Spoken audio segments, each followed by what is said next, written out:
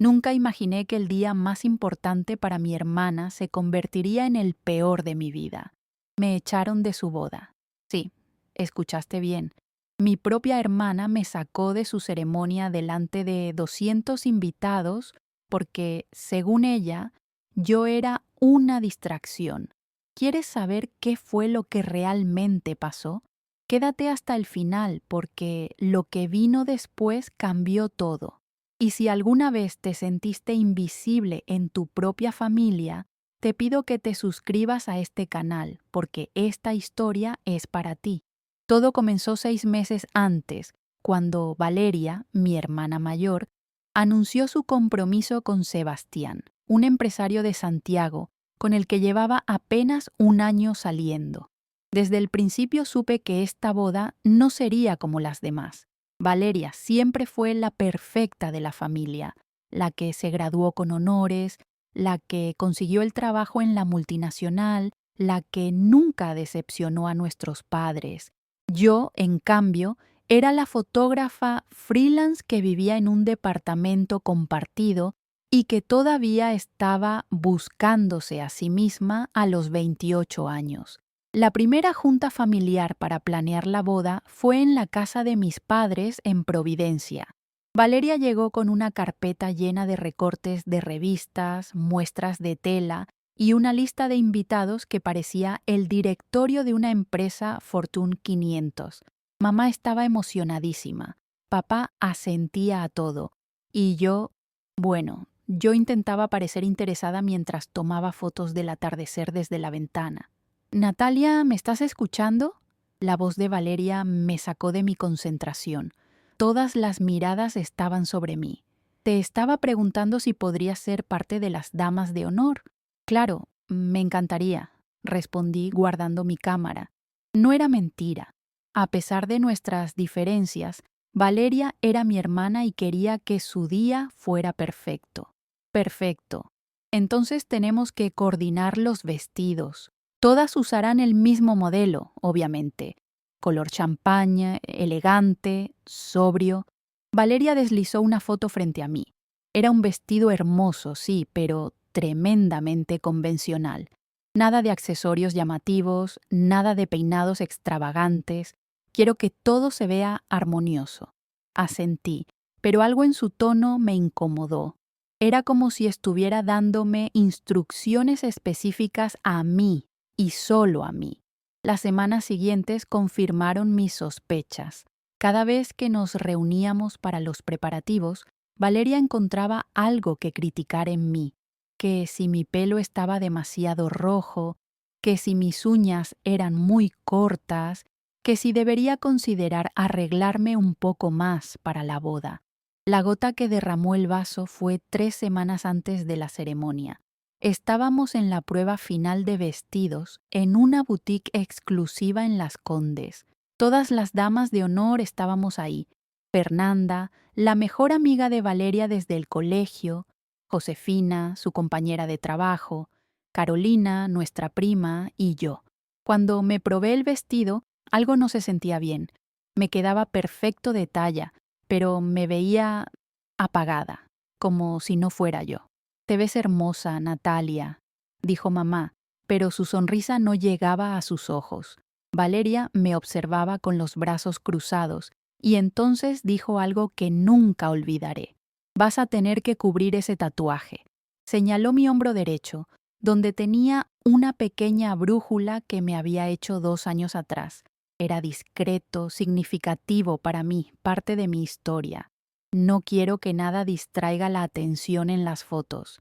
Valeria, casi no se va a ver en las fotos, Natalia. Y ya sabes cómo es la familia de Sebastián. Son muy tradicionales. No quiero que piensen, ya sabes, ¿que piensen qué? ¿Que su cuñada es una persona normal con una vida normal? Tragué saliva y asentí. Era su boda, después de todo. Podía hacer ese sacrificio por ella. Durante las siguientes semanas me dediqué a mi trabajo como siempre, pero la boda ocupaba cada vez más espacio en mi mente. Había algo en la actitud de Valeria que me lastimaba. Era como si mi sola existencia fuera un problema que necesitaba ser resuelto. una mancha que había que ocultar. La noche antes de la boda, mientras empacaba mis cosas para el hotel donde se realizaría la ceremonia, recibí un mensaje de Valeria. Mañana, por favor, llega temprano. Necesito que estés lista antes que las demás. Y Natalia, por favor, solo por un día, trata de no ser tú, trata de encajar. Leí ese mensaje 5 veces. Cada palabra era como una puñalada. ¿No ser yo? ¿Encajar? Sentí algo quebrarse dentro de mí, pero me dije a mí misma que era solo el estrés de la boda, que al día siguiente todo volvería a la normalidad. Qué equivocada estaba. Si has sentido alguna vez que no eres suficiente para tu propia familia, quédate conmigo y dale like a este video, suscríbete al canal si esta historia te está tocando el corazón, porque lo que pasó después fue algo que nunca pude haber imaginado. El día de la boda amaneció perfecto. Uno de esos días de primavera en Santiago donde el sol brilla pero no hace demasiado calor y los Andes se ven tan cerca que parece que podrías tocarlos. Llegué al hotel a las 7 de la mañana, como me había pedido Valeria. Era un lugar increíble en la precordillera, con jardines que parecían sacados de una revista europea y una vista panorámica de la ciudad. La suite nupcial era un caos organizado. Había un ejército de estilistas, maquilladoras, floristas y coordinadoras yendo de un lado a otro. Valeria estaba sentada frente a un espejo gigante, todavía en bata, mientras le arreglaban el cabello. Cuando me vio llegar, ni siquiera sonrió. Ahí está, llévala con Mónica para que le haga el peinado. Algo simple, nada llamativo. Le dijo esto a una de las coordinadoras, como si yo no estuviera presente, como si fuera un objeto más que había que acomodar para la decoración. Mónica resultó ser una mujer amable de unos 40 años que intentó hacer conversación mientras me recogía el pelo. ¿Estás emocionada por tu hermana?, me preguntó. Supongo que sí, respondí mirando mi reflejo. Con el maquillaje suave y el peinado recogido, casi no me reconocía. Me veía bonita, sí, pero no era yo. Era una versión diluida, filtrada, aceptable de mí misma. Las horas pasaron en una nebulosa de preparativos. Las otras damas de honor llegaron, todas emocionadas, todas riendo y tomándose selfies. Yo intentaba participar, pero me sentía como una extraña en medio de esas mujeres que parecían conocer exactamente su lugar en este mundo perfecto que Valeria había construido. Finalmente llegó el momento de vestirnos. El vestido champagne me quedaba impecable, lo admito. Me veía elegante, sofisticada, pero cuando me miré al espejo, sentí una tristeza profunda.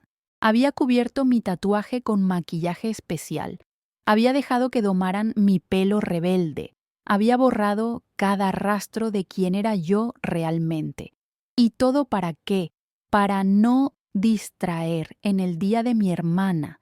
La ceremonia estaba programada para las 5 de la tarde. Los invitados empezaron a llegar alrededor de las 4. Empresarios, políticos, gente con apellidos que reconocía de los periódicos. La familia de Sebastián era exactamente como me la había imaginado, elegante, formal, intimidante. Su madre me saludó con una sonrisa que no llegaba a sus ojos y un comentario sobre lo simpático, que era mi trabajo de fotógrafa, como si fuera un pasatiempo y no mi carrera. La ceremonia fue hermosa. Valeria se veía radiante con su vestido de diseñador, caminando del brazo de papá por ese pasillo decorado con miles de flores blancas. Sebastián la esperaba al final con lágrimas en los ojos. Fue un momento genuinamente emotivo y por un instante olvidé todas las tensiones de las últimas semanas. Era mi hermana y se estaba casando con alguien que claramente la amaba. Eso era lo que importaba, ¿no? Después de la ceremonia, durante el cóctel previo a la recepción, fue cuando todo comenzó a desmoronarse. Estaba parada junto a una de las fuentes del jardín, tomando una copa de champagne y tratando de relajarme, cuando se me acercó uno de los invitados. Era joven, bien parecido, con ese aire de confianza que tienen los hombres que nunca han tenido que luchar por nada. «Eres la hermana de la novia, ¿verdad?», me preguntó. «Te vi en la ceremonia. Eres fotógrafa», me dijeron. Asentí, sorprendida de que alguien supiera eso. Comenzamos a hablar y resultó ser más interesante de lo que había anticipado. Se llamaba Martín. Era arquitecto y estaba genuinamente interesado en mi trabajo. Me hizo preguntas sobre mis proyectos, sobre cómo había empezado en la fotografía.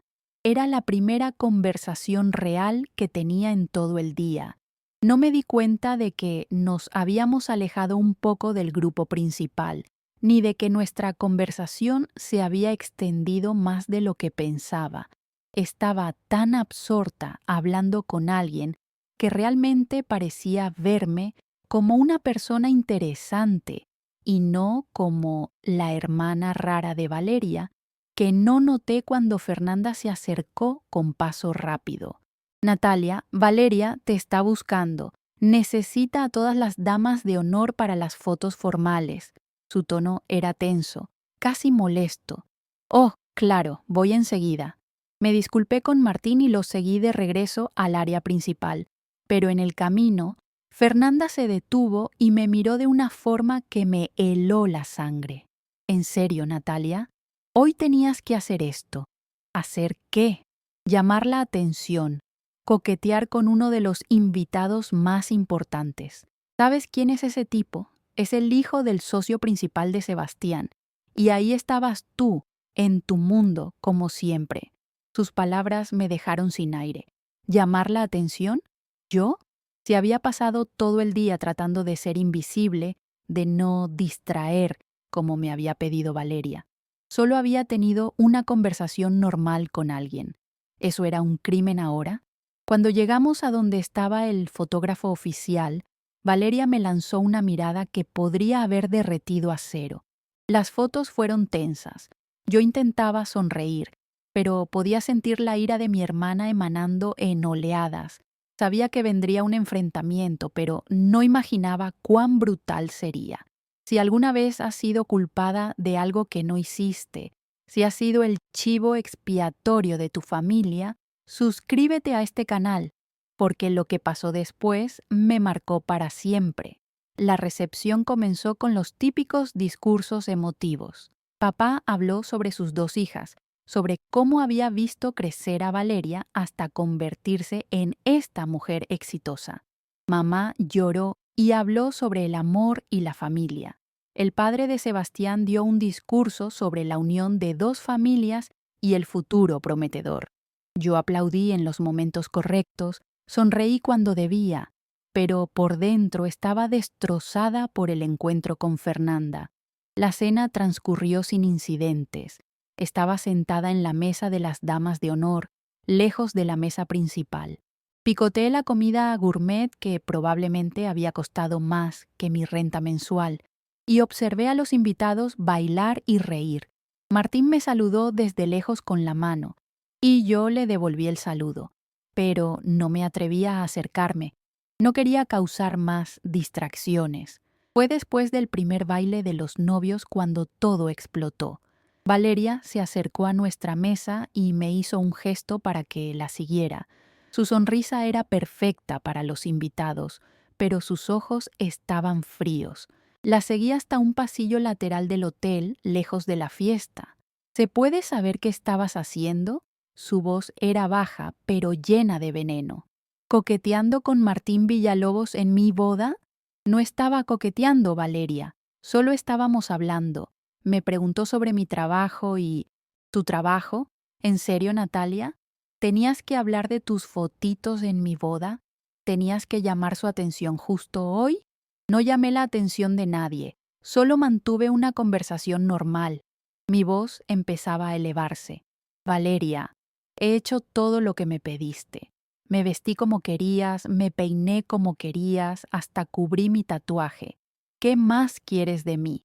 Quiero que por una vez en tu vida dejes de ser el centro de atención, explotó. Siempre es lo mismo contigo. Siempre tienes que ser diferente. Siempre tienes que destacar. Siempre tienes que hacer que todo sea sobre ti. Me quedé mirándola, completamente en shock. Yo, el centro de atención, y había pasado toda mi vida siendo la hija invisible, la hermana del medio que nunca era suficiente, la que siempre estaba en la sombra de la perfecta Valeria. No puedo creer lo que estoy escuchando, dije, sintiendo cómo las lágrimas comenzaban a acumularse en mis ojos.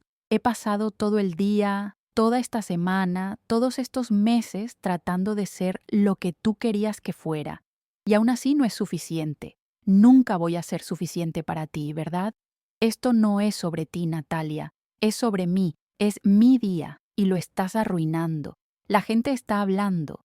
La madre de Sebastián me preguntó por qué mi hermana estaba tan cómoda con Martín. ¿Entiendes la posición en la que me pones? La posición en la que te pongo. Yo no hice nada malo. En ese momento apareció mamá, con el rostro preocupado. ¿Qué pasa aquí? Se las puede escuchar desde el salón. Lo que pasa, dijo Valeria, con una calma aterradora, es que Natalia no puede comportarse por un solo día. Valeria, eso no es justo, intentó decir mamá. No es justo. ¿Sabes qué no es justo, mamá?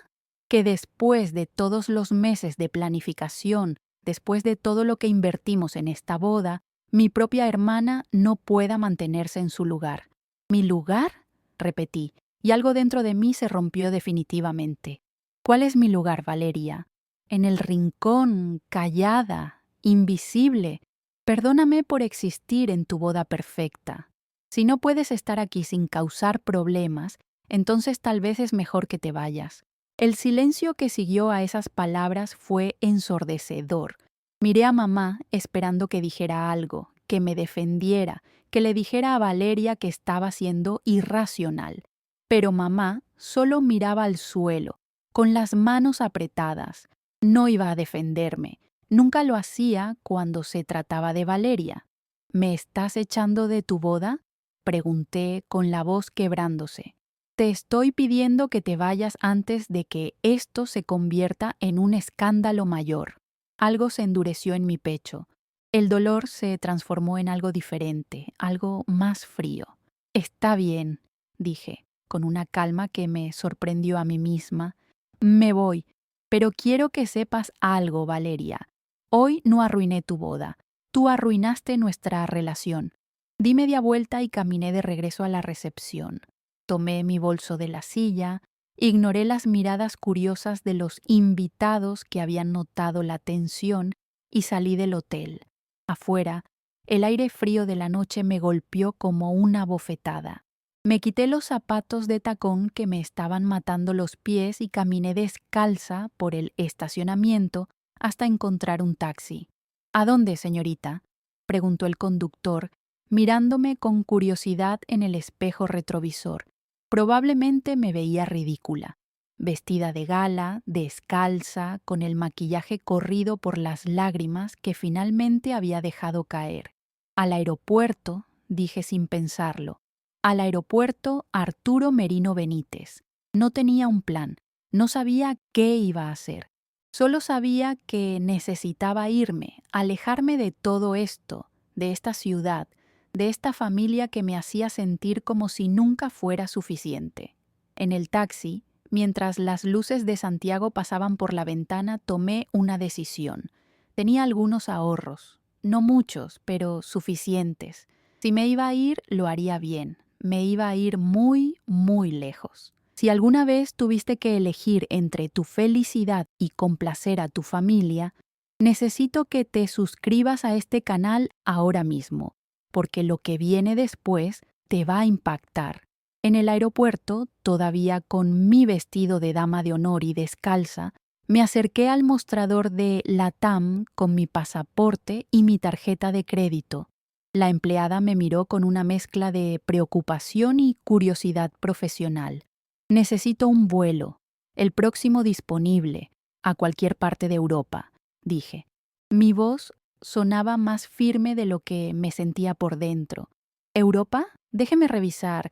Tenemos un vuelo a París que sale en 3 horas. Tiene una escala en Sao Paulo, pero lo tomo. No lo pensé 2 veces. París, la ciudad que había soñado fotografiar desde que tomé mi primera cámara a los 15 años. Si iba a huir, al menos lo haría hacia algo que siempre había querido. Pasé el control de seguridad, compré una sudadera en una de las tiendas del aeropuerto para cubrirme el vestido ridículo y me senté a esperar en la sala de embarque. Ahí, finalmente, revisé mi teléfono. Tenía 17 llamadas perdidas de mamá, 5 de papá, 3 mensajes de Fernanda que no me molesté en leer y nada de Valeria, absolutamente nada. Apagué el teléfono. Durante las siguientes 13 horas, en ese avión cruzando el Atlántico, sentí todo: rabia, tristeza, liberación, miedo, emoción. Lloré en silencio mientras los demás pasajeros dormían, pero también, por primera vez en meses, sentí que podía respirar. No tenía que ser la hermana perfecta, la hija obediente, la que se hacía pequeña para que otros pudieran brillar. Aterricé en París un domingo por la mañana.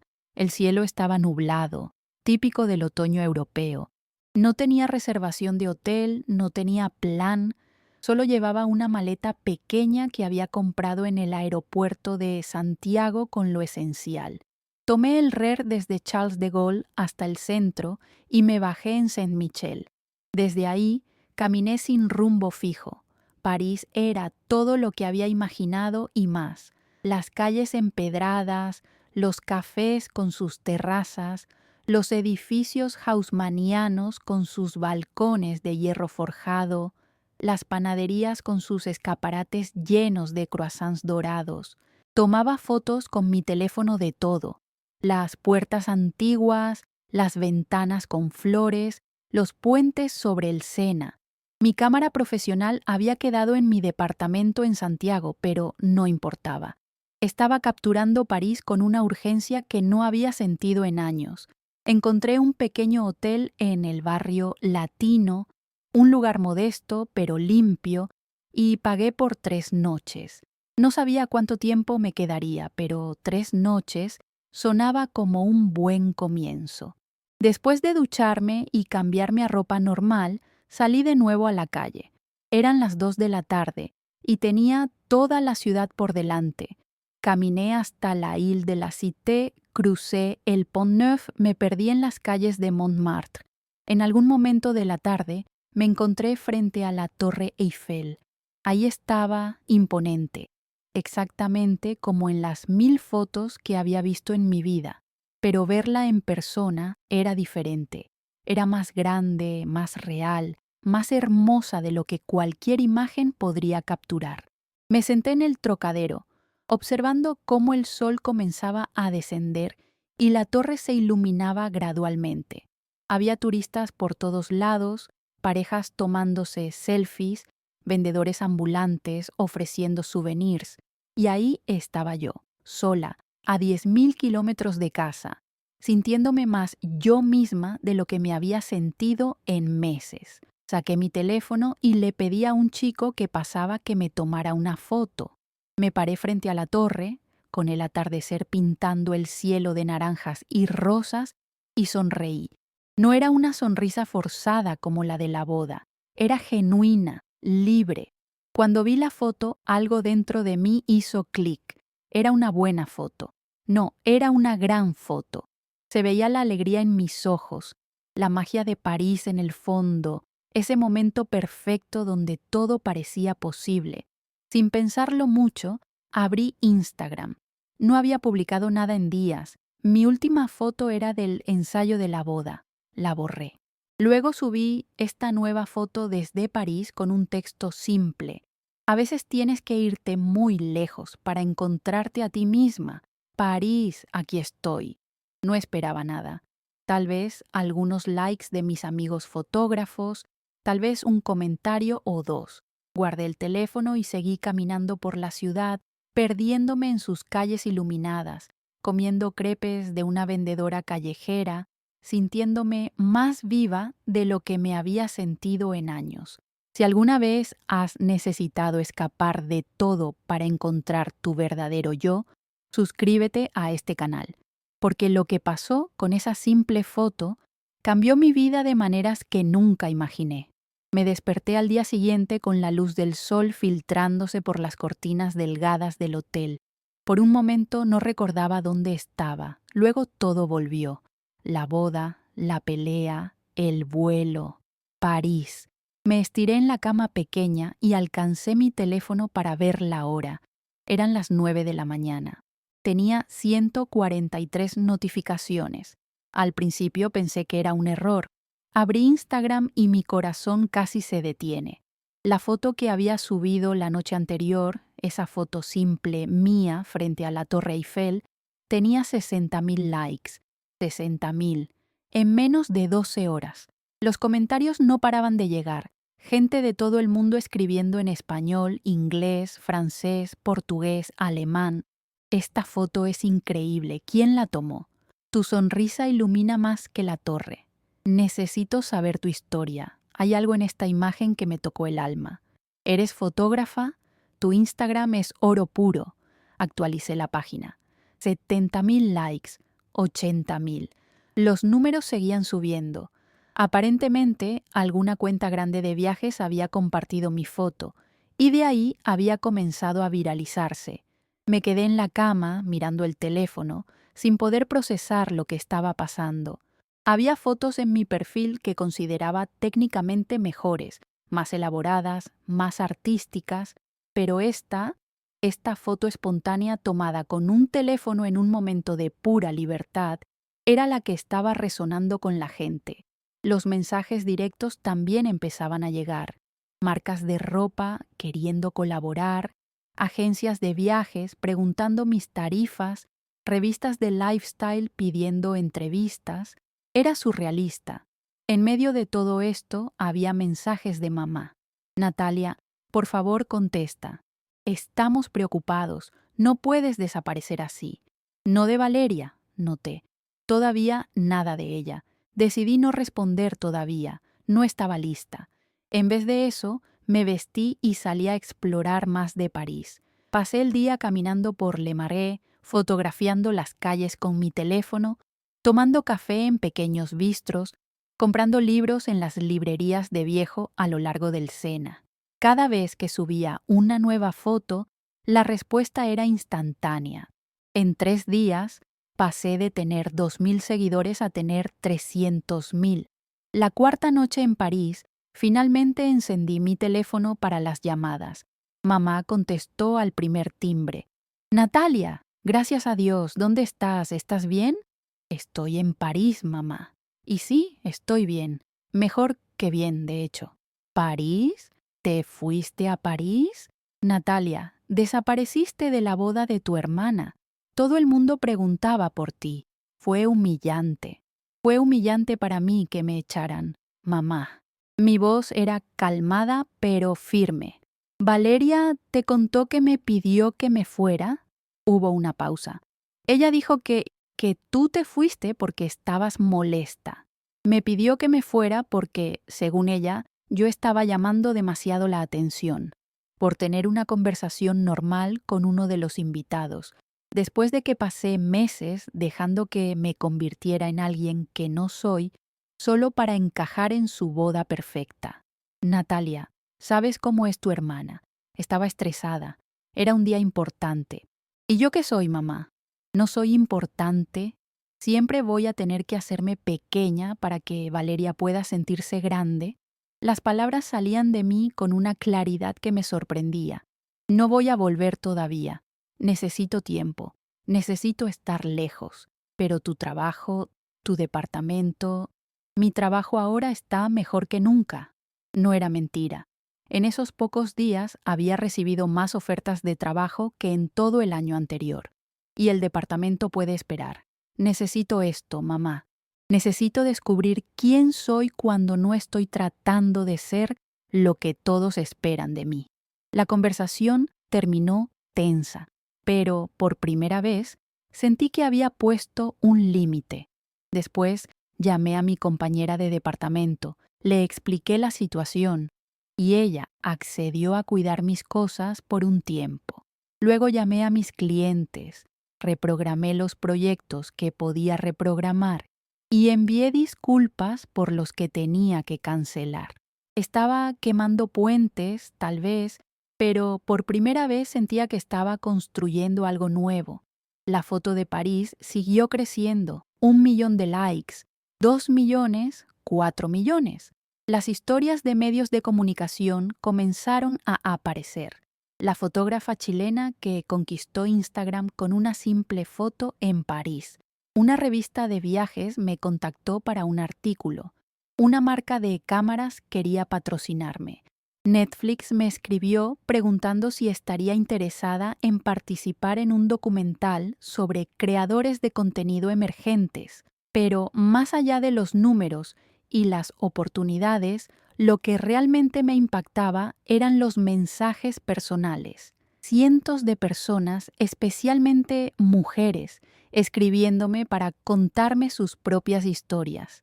Mujeres que se sentían invisibles en sus familias, que habían sido opacadas por hermanos o hermanas más exitosos, que habían pasado años tratando de ser lo que otros esperaban de ellas. Mi historia había tocado algo universal. Tu foto me inspiró a finalmente irme de la casa de mis padres a los 30 años, escribió una chica de México. Tu sonrisa me hizo darme cuenta de que yo también merezco ser feliz sin pedir permiso, decía otra desde Argentina. Gracias por mostrarme que está bien poner límites, incluso con la familia, comentó alguien de España. Cada mensaje era como un espejo. Veía mi propia historia reflejada en las de ellas y me di cuenta de algo importante. No estaba sola. Miles, tal vez millones de personas entendían exactamente lo que había sentido y de alguna manera mi acto de liberación les estaba dando permiso para buscar la suya. 2 semanas después de llegar a París, la foto alcanzó los 6 millones de visitas. 6 millones de personas habían visto ese momento de pura alegría, ese instante donde decidí que merecía ser feliz. Las oportunidades seguían llegando, pero yo había tomado una decisión. Me quedaría en París por un tiempo. Había encontrado un pequeño estudio en alquiler en Belleville, un barrio bohemio y multicultural. No era lujoso, pero tenía una ventana con vista a los tejados parisinos y luz natural perfecta para editar fotos. Comencé a trabajar en proyectos que realmente me apasionaban. Fotografiaba la vida cotidiana de París, los panaderos a las 5 de la mañana, los ancianos jugando ajedrez en los parques, los músicos callejeros en el metro. Mis fotos tenían algo que antes no tenían: autenticidad. Ya no estaba tratando de impresionar a nadie o de cumplir expectativas. Estaba creando por el puro amor al arte. Un mes después de la boda, Valeria finalmente me escribió. No fue una disculpa exactamente, pero era algo: he visto tus fotos, te está yendo bien. Mamá dice que te vas a quedar en París por un tiempo. Esperé 2 días antes de responder. Sí, me estoy quedando. Necesitaba este espacio. Espero que hayas tenido una buena luna de miel. Su respuesta fue breve. Fue perfecta. Cuídate, Nati. Nati. Así me llamaba cuando éramos niñas, antes de que la competencia y las expectativas familiares nos separaran. Era una pequeña rama de olivo, tal vez. No arreglaba todo, pero era un comienzo. Supe que eventualmente tendríamos que tener una conversación real, profunda, sobre todo lo que había pasado, pero no todavía. Yo todavía estaba sanando, todavía estaba descubriéndome. 3 meses después, en una tarde fría de diciembre, estaba tomando café en mi bistro favorito cerca de mi departamento cuando recibí un correo que cambiaría todo otra vez. Era de una editorial importante de Nueva York. Querían publicar un libro, mi libro, una colección de fotografías y ensayos sobre encontrarte a ti misma, sobre atreverte a decepcionar a otros para no decepcionarte a ti misma, sobre la valentía de ser auténtica en un mundo que constantemente te pide que seas menos. Vimos tu trabajo y tu historia, decía el correo. Queremos que compartas tu viaje con el mundo, no solo las fotos, sino las palabras detrás de ellas, la historia real. Leí ese correo 3 veces. Luego cerré mi laptop, miré por la ventana del café hacia las calles de París iluminadas por las luces navideñas y sonreí. Esa sonrisa genuina que había descubierto frente a la Torre Eiffel y que ahora era parte permanente de mi rostro. 6 meses después, volví a Santiago para el lanzamiento de la edición latinoamericana de mi libro. Mamá y papá fueron al evento. Fue extraño verlos entre la multitud de lectores, periodistas y seguidores que habían venido. Valeria no fue, pero me envió flores con una nota. Estoy orgullosa de ti, en serio. Perdón por no haberlo visto antes. No era suficiente, todavía teníamos mucho de qué hablar, pero era más de lo que había esperado. Esa noche, después del evento, cené con mis padres. Fue incómodo al principio, pero poco a poco comenzamos a hablar de verdad. Mamá admitió que siempre había sido más fácil enfocarse en Valeria, porque ella nunca causaba problemas. Papá confesó que nunca supo cómo relacionarse conmigo, con mi creatividad, con mi manera diferente de ver el mundo. No fueron disculpas completas, pero fueron honestas, y la honestidad era un punto de partida. ¿Vas a volver a París?, preguntó mamá mientras tomábamos el postre. Sí, respondí. Es mi hogar ahora, al menos por un tiempo, pero voy a venir más seguido, y ustedes pueden visitarme cuando quieran. Me gustaría eso, dijo papá, y había lágrimas en sus ojos. Me gustaría conocer a la Natalia que encontraste en París, la real. Un año después de aquella boda, de aquella noche terrible que se convirtió en el mejor error de mi vida, estaba de vuelta en el Trocadero. Esta vez no estaba sola. Había organizado un encuentro con mis seguidores, una sesión de fotos comunitaria donde cualquiera podía venir y capturar su propio momento de libertad frente a la Torre Eiffel. Vinieron más de 200 personas de todo el mundo. Compartimos historias, lágrimas, risas. Una chica colombiana me abrazó y me dijo: «Tu foto me salvó la vida. Estaba en un lugar muy oscuro y ver que alguien podía elegir la felicidad, elegirse a sí misma, me dio esperanza». No pude contener las lágrimas. Esto era más grande que yo, más grande que una foto viral, más grande que los números en redes sociales. Era sobre conexión humana, sobre darnos permiso mutuamente para ser auténticos. Esa noche subí una nueva foto a Instagram. Era similar a la primera, yo frente a la Torre Eiffel, pero esta vez estaba rodeada de todas esas personas maravillosas que habían venido a compartir su luz conmigo. El texto decía: «Hace un año, una foto cambió mi vida, pero no fueron los millones de visitas lo que me transformó. Fue atreverme a decir: merezco ser feliz, merezco ser yo misma, merezco ocupar espacio en este mundo». Si estás leyendo esto y sientes que tienes que hacerte pequeña para que otros brillen, esto es tu señal. No lo hagas. El mundo necesita tu luz completa, no una versión diluida de ti. Brilla, incluso si incomoda a otros, especialmente si incomoda a otros. La foto alcanzó 10 millones de visitas en 2 días, pero los números ya no me importaban tanto.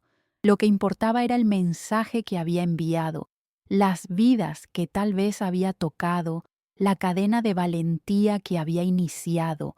Valeria y yo finalmente tuvimos esa conversación profunda 6 meses después de mi vuelta a Santiago, durante una de mis visitas. Nos sentamos en un café en Providencia, el mismo barrio donde habíamos crecido, y hablamos durante horas. Ella lloró, yo lloré. Admitió que siempre me había tenido envidia, que mi libertad la asustaba porque ella nunca se había atrevido a tomarla, que su vida perfecta a veces se sentía como una prisión de expectativas.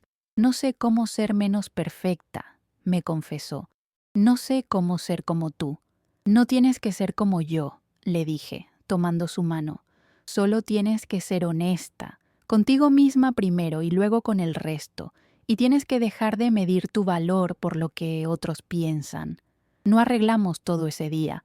El daño había sido profundo y la sanación sería lenta, pero fue un comienzo, y a veces un comienzo honesto es todo lo que necesitas.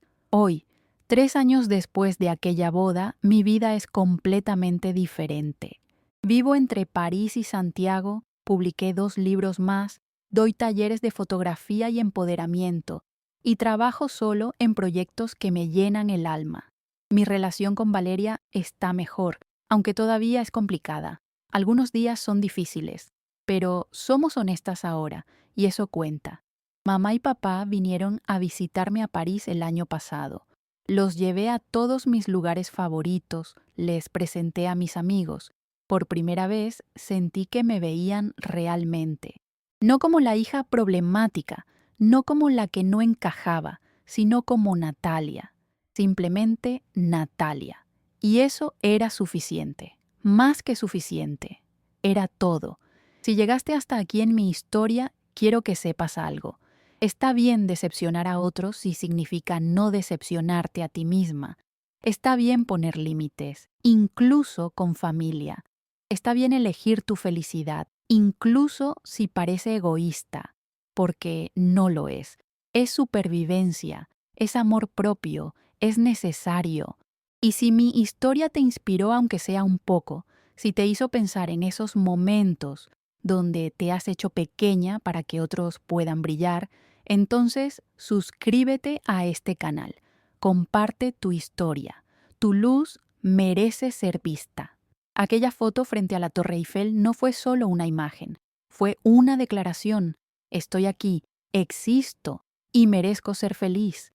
6 millones de personas la vieron, pero la persona más importante que necesitaba verla era yo. Y finalmente, lo hice.